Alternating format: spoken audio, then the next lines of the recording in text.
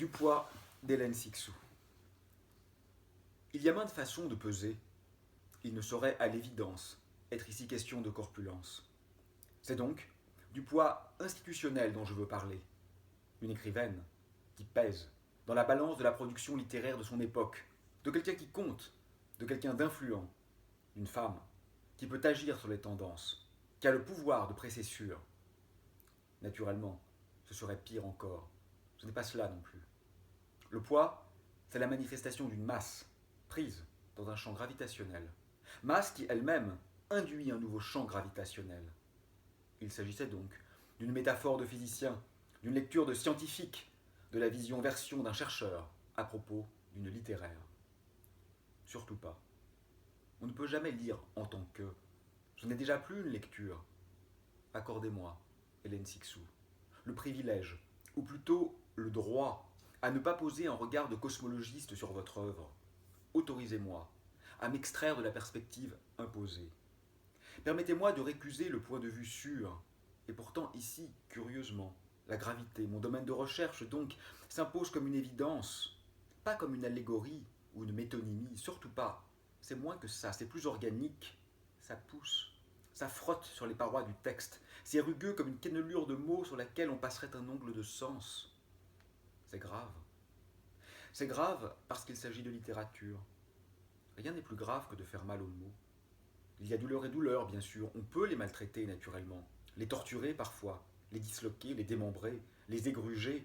On le peut et on le doit. Après tout, ils sont à notre merci, presque là pour ça. Mais on ne peut pas les ignorer, les lessiver, les délaver, les atrophier par épuration.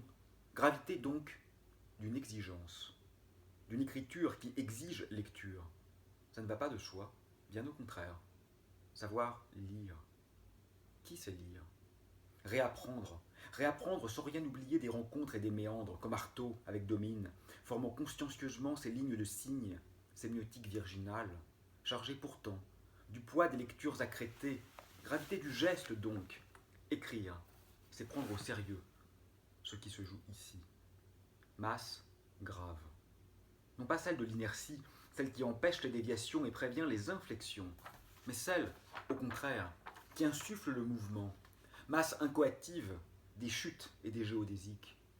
L'écriture, comme un couplage de la gravité et des autres. Hélène Sixou, comme mise en mouvement, mouvement nécessairement accéléré, vitesse dépliée et déployée, flux et flot, espacement et enfouissement, texte filant, impulsion pour prévenir et permettre l'invention du mot monde. Mais surtout, masse source, masse disséminée dans l'espace, pour façonner l'espace. C'est tout le sens des équations d'Einstein.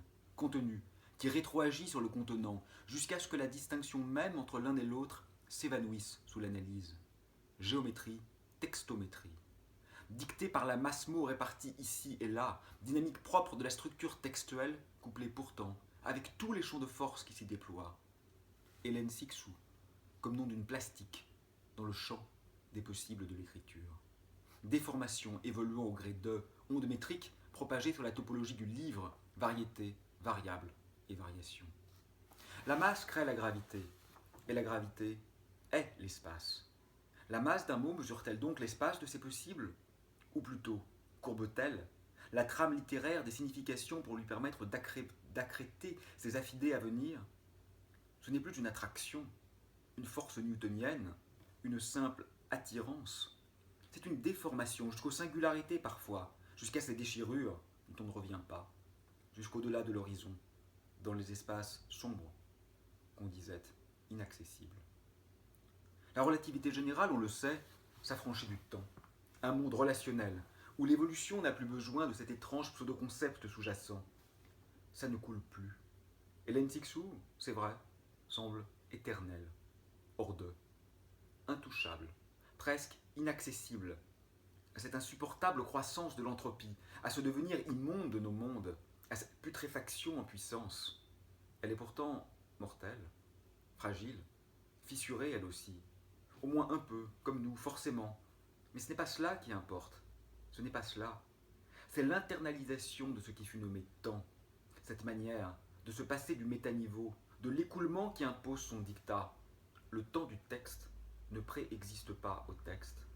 Ça sonne peut-être comme une image un peu saussurienne, un peu lévi-straussienne, donc très structuraliste, mais non, c'est beaucoup plus radical en fait.